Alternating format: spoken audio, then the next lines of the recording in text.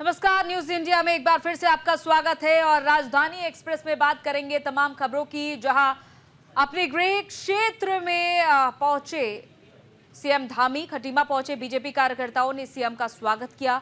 CM ने कार्यकर्ताओं, स्थानीय जनता से मुलाकात भी की और लोगों की समस्याएं भी सुनी। समस्याओं के निवारण के लिए उन्होंने निर्देश भी दिए।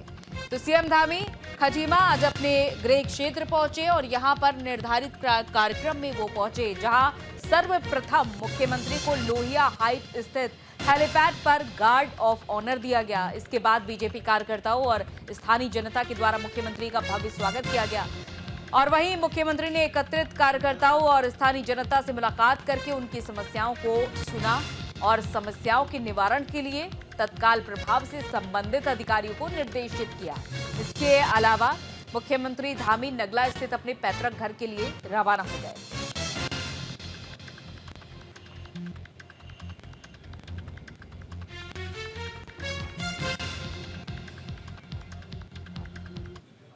वहीं उत्तराखंड के मुख्यमंत्री पुष्कर सिंह धामी ने लोहाघाट में मल्लिकार्जुन स्कूल भवन के अनावरण समारोह में प्रतिभाग किया। वहीं इस मौके पर सीएम धामी ने कहा कि उत्तराखंड सरकार शिक्षा को लेकर बहुत ज्यादा संवेदनशील है। इसके लिए राज्य सरकार लगातार कार्य कर रही है। आज मुख्यमंत्री पुष्कर सिंह धामी ने लोहाघाट में मल्लिकार्जुन स्कूल भवन का लोकार्पण किया है। इस दौरान सीएम धामी ने कहा कि उत्तराखंड सरकार की ये प्राथमिकता है कि दूर दराज के क्षेत्रों में हमारे बच्चों को पूर्ण और अच्छी शिक्षा मिलनी चाहिए।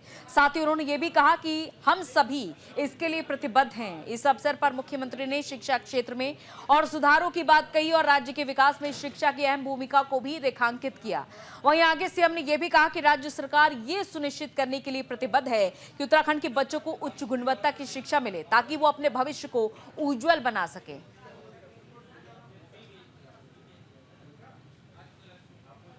और उसके लिए हम सबका प्रयास जारी है। समाज के लोग भी आगे आ रहे हैं और सरकार लगातार प्रयास कर रही है कि जहाँ इस प्रकार की सहयोग है, प्रोत्साहन की आवश्यकता है, हम उसमें कर रहे हैं। बहुत सारी स्वयंसेवी संस्थाएं भी आगे आ रही हैं। मैं उनका भी सबका आभार व्यक्त करता हूँ कि वो आकर निश्चित रूप से जिन क्षेत्रों में अभी शिक्षा के लिए काम करने की आवश्यकता है, वहाँ सभी काम करके एक आदर्श राज्य के रूप में जो हम सबका संकल्प है वो पूरा हो। हमारे प्रधानमंत्री जी ने जो बाबा केदार की भूमि से कहा था 21वीं सदी का दूसरा दशक उत्तराखंड का दशक होगा, उसको बनाना हम सबका कर्तव्य है। हम सभी उत्तराखंडवासी एक दिशा में बढ़कर आने वाले 10 साल उत्तराखंड की उन्नति के होंगे। और उत्तराखंड में स्कूलों में हाईटेक पढ़ाई कराई जाएगी। स्मार्ट क्लास में इंटरैक्टिव बोर्ड और डिस्प्ले देहरादून में लगेंगे। तो शिक्षा मंत्री ने औचक निरीक्षण किया देहरादून का, जहां डाइट देहरादून में शिक्षक प्रशिक्षण का उन्होंने जायजा लिया है। डाइट और विद्या समीक्षा केंद्र में सुधार के उन्होंने निर्देश दिए हैं। संस्थानों में स्मार्ट क्लास बनाई जाएगी, इसके उन्होंने निर्देश दिए हैं। तो उत्तराखंड के सभी जिलों में शिक्षा की गुणवत्ता को बनाए रखने के लिए जिला शिक्षा प्रशिक्षण संस्थान यानी डाइट की अहम भूमिका है और इन्हें अब स्मार्ट डाइट बनाने की तैयारी की जा रही है। और इसी कड़ी में उत्तराखंड के शिक्षा मंत्री डॉक्टर धन सिंह रावत ने राजधानी देहरादून के डाइट संस्थान में चल रहे निर्माण कार्यों का निरीक्षण किया, जिसके दौरान डीजी शिक्षा झरना कामठान की मौजूदगी रही है। और इसी बीच शिक्षा मंत्री डॉक्टर धन सिंह रावत ने कहा कि प्रदेश का सभी डाइट संस्थानों को स्मार्ट डाइट बनाने के लिए तेजी से काम चल रहा है। साथ ही उन्होंने ये भी कहा कि इन सभी संस्थाओं में स्मार्ट क्लास बनाई जाएगी और हॉस्टल भी बनाए जाएंगे। साथ ही उन्होंने ये भी कहा कि हमने सभी डाइट संस्थाओं को लगभग 40 करोड़ रुपए दिए हैं और हम लगभग 1 महीने में सभी डाइट संस्थाओं का विधिवत लोकार्पण भी करेंगे। उत्तराखंड में अब स्कूलों को हाईटेक बनाया जाएगा और हाईटेक पढ़ाई कराई जाएगी और इसके निर्देश भी दिए हैं शिक्षा मंत्री धन सिंह रावत ने। अनुज अवस्थी हमारे संवाददाता इस खबर पर जुड़ चुके हैं। अनुज, धन सिंह रावत पहुंचे, उन्होंने औचक निरीक्षण किया, लेकिन सबसे बड़ा जो लक्ष्य उन्होंने दिया है कि जितनी भी क्लासेस होंगी वो स्मार्ट और हाईटेक होगी, इसकी नींव कब से रखी जाएगी? बिल्कुल, शिक्षा मंत्री धन सिंह रावत डाइट पहुंचे, जहां पे उन्होंने डाइट संस्थान के जो निर्माणाधीन कार्य है उसका निरीक्षण किया। उनके साथ डीजी शिक्षा झरना कामठान भी मौजूद थी। साथ ही साथ मंत्री ने इस बात को लेकर के आदेश दिया कि जितनी जल्दी हो सके उतनी जल्दी ये निर्माण कार्य कराया जाए। मार्च तक की ये लगभग निर्माण कार्य करा दिया जाएगा। और साथ ही साथ एक चीज और उन्होंने बोली कि अब जो शिक्षा की गुणवत्ता है उस पर हमें बेहतर ध्यान देना है। जो डाइट है, डाइट के तहत जो स्कूलों में शिक्षा दी जा रही है, साथ ही साथ जो बच्चों को शिक्षा दी जाएगी वो स्मार्ट तरीके से दी जाएगी। स्मार्ट क्लासेस लगेंगी, साथ ही साथ स्मार्ट बोर्ड लगेंगे। बच्चों को कई प्रकार के हाईटेक जो चीजें हैं उनको मुहैया कराई जाएंगी। तो ये तमाम चीजें जो है शिक्षा मंत्री धन सिंह रावत ने वहां पे बोली और साथ ही साथ उन्होंने निरीक्षण भी किया कि उत्तराखंड की जो शिक्षा है उसकी गुणवत्ता को सबसे ज्यादा प्रायोरिटी पे जो है ध्यान पे रखा जाएगा और बच्चों को हाईटेक जो एजुकेशन है वो दी जाएगी। झरना कप्तान चूंकि पीसीएस वरिष्ठ पीसीएस अधिकारी भी हैं और सीनियर आईएएस भी हैं, तो उनका भी एक इस बात को लेकर के कहना है कि जो बच्चों की शिक्षा है वो अच्छी होनी चाहिए, गुणवत्ता पूर्वक होनी चाहिए। और अब चूंकि हाईटेक जमाना है तो हाईटेक तरीके से जो बच्चों की शिक्षा है वो होनी चाहिए, चाहे वो मैदान हो चाहे वो पहाड़ हो, दोनों जगहों पे जो है जो बच्चे हैं वो हाईटेक शिक्षा के तहत आगे शिक्षा ग्रहण करें। जी, हाईटेक शिक्षा मिल सके और यही उद्देश्य भी है शिक्षा मंत्री का। लेकिन इसके अलावा आपसे ये भी जानना चाहेंगे कि कितने स्कूलों के इसके लिए चिन्हित किया गया है? क्या सभी सरकारी और प्राइवेट स्कूलों में इसी तरह से शिक्षा के लिए स्मार्ट क्लासेस रहेंगी? बिल्कुल। अगर बात करें एजुकेशन को लेकर के तो प्राइवेट कॉलेजेस स्कूलों को अगर हम हटा देते हैं तो गवर्नमेंट के जितने भी स्कूल्स हैं, चाहे वो मैदान हो, राजधानी देहरादून हो, हरिद्वार हो, उधम सिंह नगर, क्योंकि 3 जिले मैदान में आते हैं और बाकी के जिले जो है वो पहाड़ पे आते हैं। पहाड़ों में शिक्षा को किस प्रकार से हाईटेक किया जा सके, पहाड़ों में शिक्षा को जो वहाँ के बच्चे हैं उनको कैसे हाईटेक शिक्षा मिल सके, तो डाइट का जो सेंटर है वो राजधानी देहरादून में भी बनेगा। इसके अलावा पहाड़ों में भी इसके सेंटर्स बनाए जाएंगे कि वहां पे जो बच्चे हैं वो हाईटेक शिक्षा ले सकें, स्मार्ट क्लासेस में जा सकें। साथ ही साथ इंटरनेट के माध्यम से जो कई बुक्स हैं या जो एजुकेशन की कई चीजें हैं जो नई हाईटेक तकनीकी है उनको जा सके। क्योंकि लास्ट चाहे वो पिथौरागढ़ का गढ़ी क्षेत्र हो, चाहे वो चमोली के क्षेत्र हो, चाहे वो आपका बागेश्वर का क्षेत्र हो, चाहे वो उत्तरकाशी का क्षेत्र हो, जो पहाड़ के जो जिले हैं वहां पे जो गवर्नमेंट के जो स्कूल है उन स्कूलों में किस प्रकार से शिक्षा अच्छी बन सके इसको लेकर के मास्टर प्लान। कई ऐसे क्षेत्र भी हैं उत्तराखंड में जहां पर देखा जाता है कि शिक्षा के क्षेत्र में वो क्षेत्र पिछड़े हुए हैं, वहां पर ठीक से क्लासेस भी नहीं है, बच्चों को आने जाने में भी असुविधा होती है। तो ऐसे में क्या उन क्षेत्रों में भी खास नजर डाली जाएगी? अब बिल्कुल, आपने बिल्कुल सही सवाल उठाया, क्योंकि कई ऐसे जगह हैं उत्तराखंड में जहां पे बच्चों को सही सुविधाएं नहीं मिल पाती हैं, बल्कि एक जगह से दूसरी जगह जब वो स्कूलिंग के लिए जाते हैं तो उनको काफी कठिनाइयों का भी सामना करना पड़ता है। कई बार तो पुल टूटा होता है, उसके बावजूद बच्चे जो है पढ़ाई के लिए एक नदी पार करके दूसरी तरफ जाते हैं।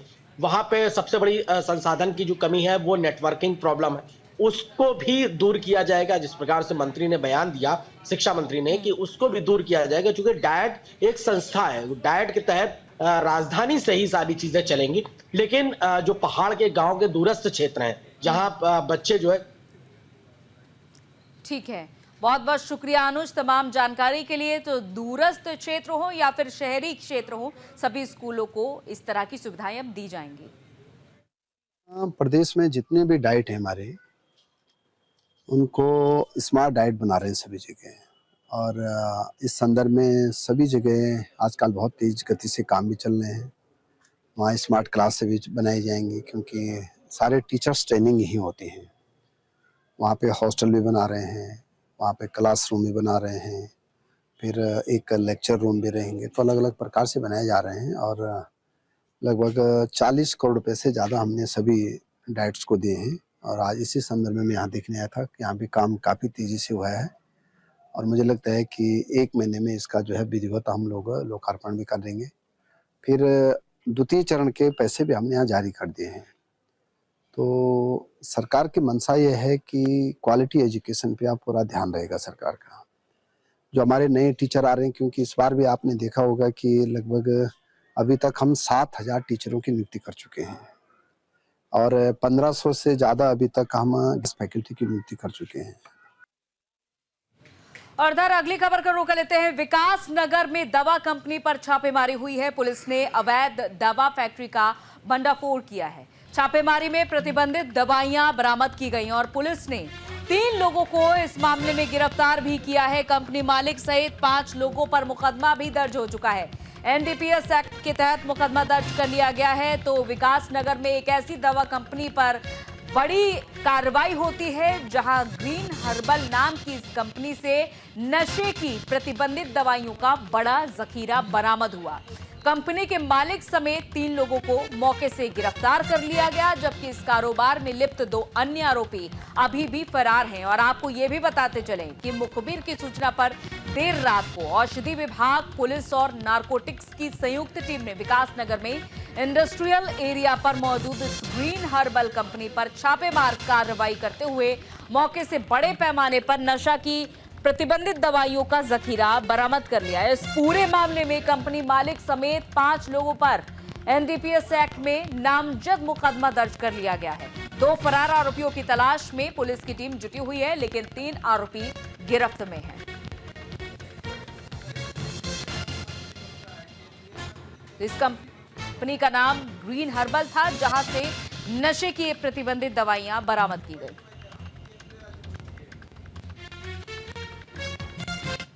इधर बैरीनाग में निशुल्क स्वास्थ्य शिविर का आयोजन हुआ, जहां रघुवीर सिंह मेहरा ने उनकी पुण्य स्मृति में आयोजन हुआ। शिविर का उद्घाटन विधायक फकीर टमटा ने किया है, जहां शिविर में हजारों लोगों को उनका परीक्षण हुआ। परीक्षण कर निशुल्क दवाइयों का वितरण भी किया गया। सामुदायिक स्वास्थ्य केंद्र बैरीनाग में निशुल्क स्वास्थ्य शिविर रघुवीर सिंह मेहरा की पुण्य स्मृति में सीमांत सेवा फाउंडेशन के द्वारा आयोजित किया गया, जिसमें हृदय रोग और श्वास रोग सहित नेत्र रोग विशेषज्ञ ने मरीजों का परीक्षण कर निशुल्क दवाओं का वितरण किया। शिविर का उद्घाटन स्थानीय विधायक फकीर राम टमटा ने किया और कहा कि शिविर स्पेशलिस्ट डॉक्टर होने के कारण यहाँ के लोगों को घर के पास में बेहतरीन उपचार मिल रहा है। समय पर शिविर का आयोजन किया जाएगा और शिविर में हृदय रोग विशेषज्ञ डॉक्टर दीप पंत और श्वास रोग विशेषज्ञ डॉक्टर ललित सिंह सहित तमाम लोग मौजूद रहे और शिविर का हजारों लोगों ने लाभ उठाया।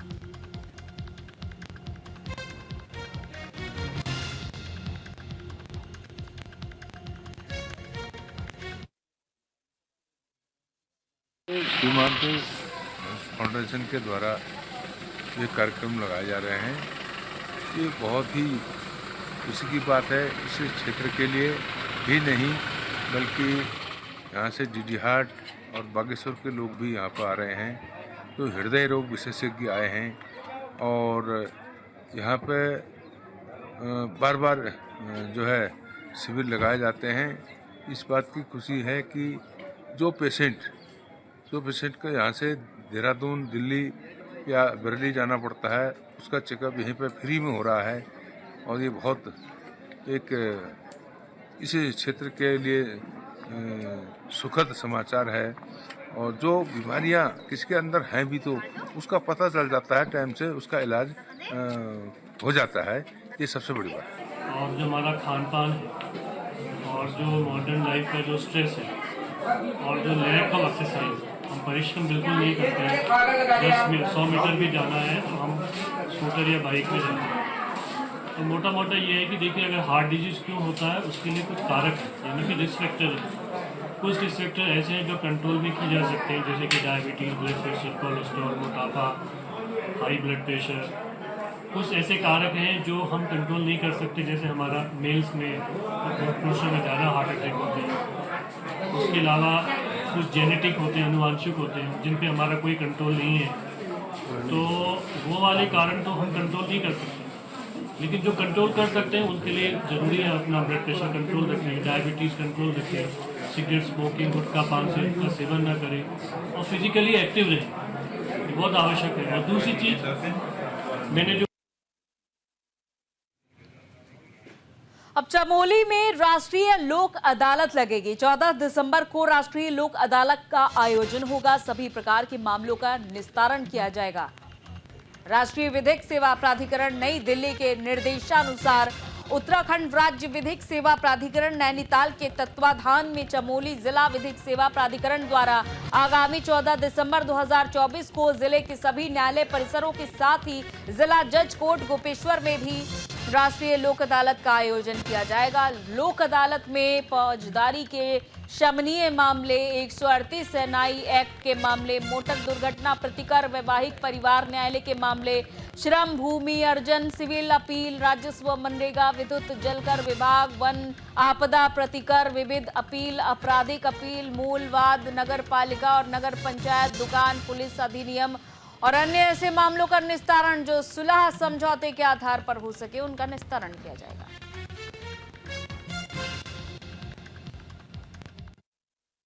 14 दिसंबर 2024 को एक राष्ट्रीय लोक अदालत का आयोजन जो कि पूरे नेशनल लेवल पे किया जा रहा है। जनपद चमोली में भी राष्ट्रीय लोक अदालत में जो यहाँ पे मुकदमे हैं उनका निस्तारण जो है सुलह समझौते के आधार पर किया जाना है।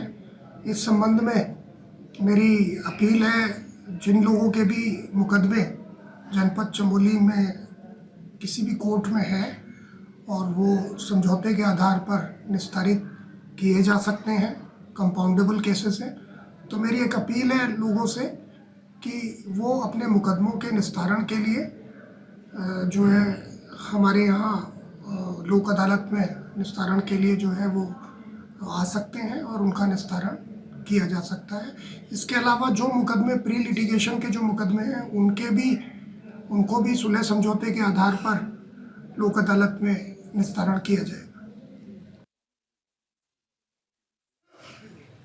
उत्तराखंड के जौनसार बावर के रीति रिवाज, परंपरा, लोक संस्कृति पर आधारित फिल्म मेरे गांव की बाट का विमोचन हो गया। ये फिल्म देहरादून के सेंट्रल मॉल में दर्शकों के लिए रिलीज हो चुकी है। फिल्म के पहले दिन ही हाउसफुल रहा है। फिल्म को लेकर हमारे संवाददाता अनुज अवस्थी ने अभिनेता अभिनव चौहान से खास बातचीत की, सुनिए। उत्तराखंड में जौनसार बाबर की पहली फिल्म मेरे गांव की बाट की आज रिलीज हुई है। हमारे साथ मौजूद हैं अभिनेता आदित्य सिंह चौहान जी। सर, किस तरीके से देखते हैं कि उत्तराखंड जौनसार की पहली फिल्म है, संस्कृति को दर्शाया गया है, किस तरीके से आपने? सर, आज मेरे लिए और जौनसार बावर के लोगों के लिए बहुत ही खुशी का दिन है कि आज उनका जो इतना पुराना सपना था वो साकार हो गया है। मेरे गांव की बाट जो जौनसार बावर की सबसे पहली फीचर फिल्म है वो बनके तैयार है और आज उसका सबसे पहला दिन था। और मैं आपको एक चीज़ और बताना चाहूँगा, इसकी टिकट्स जब बुक माई शो पे लॉन्च हुई थी तो आधे घंटे के अंदर एक भी सीट नहीं बची हमारे लिए भी। फिर हमको रिक्वेस्ट करनी पड़ी मैनेजर से कि आप प्लीज़ 3-4 सीटें हमारे लिए तो खुलवा दो यार, सारी पब्लिक ने बुक कर दी थी। तो लोग हमको इतना प्यार दे रहे हैं कि मैं इमोशनल फील कर रहा हूँ बहुत ज़्यादा इस वक्त।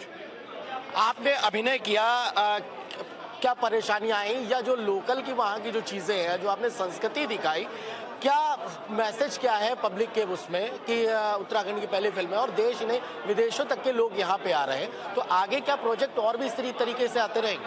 सर बिल्कुल, जैसे आप देखिए हमारे उत्तराखंड में जितने भी वो हैं, गढ़वाली फिल्में बन चुकी है, कुमाऊनी बन चुकी है, लेकिन कभी भी जौनसार की कभी कोई फिल्म नहीं आई। तो मेरे जो फादर हैं मिस्टर के चौहान, उनका ये इनिशिएटिव था कि कम से कम यह जौनसार और बावर की एक फीचर फिल्म तो निकले। तो हमने शुरुआत कर दी है। अब जो बाकी के यंगस्टर्स हैं अब उन पे डिपेंडेंट है कि वो कहाँ ले जाते हैं इस कल्चर। जौनसार बावर से और बॉलीवुड तक का सफ़र कैसे सफ़र करेंगे? सर अभी तो मेरा ये मेरे को बॉलीवुड से ऑफर्स आए हैं, बहुत सारे आए हैं, बट मेरा सबसे पहले यही था कि मेरे को पहले अपने संस्कृति के लिए कुछ करना है, क्योंकि मैं आजकल देख रहा हूँ कि ज़्यादातर बच्चे अपना जो कल्चर है जो उनको वरदान में मिला है उसको भूलते जा रहे हैं। तो मैंने ये सोचा घर बैठ के कि यार बॉम्बे जाने से अच्छा तो वो तो चलो हम चले जाएंगे कभी ना कभी, लेकिन पहले अपने कल्चर के लिए कुछ करना चाहिए, जो भी कर सकते हैं। तो मैंने सोचा फिल्म एक बहुत ही अच्छा माध्यम है कुछ भी चीज़ें बोलने के लिए। तो यही रीज़न था कि सबसे पहले मैंने उत्तराखंड को चूज़ करा सिनेमा के लिए। लास्ट कमेंट लेना चाहूँगा, फिल्म लोगों ने देख रखी है, रिव्यू 100 में से 100 नंबर दे रहे हैं, कैसे देखते हैं? सर मैंने देखा कि फिल्म को स्टार्ट हुए सिर्फ 10 मिनट हुए थे और आधे से ज़्यादा लोगों के आंखों में आंसू थे। तो चलिए, राजधानी एक्सप्रेस में फिलहाल इतना ही। इजाजत दीजिए, तमाम खबरों का सिलसिला अभी भी जारी है।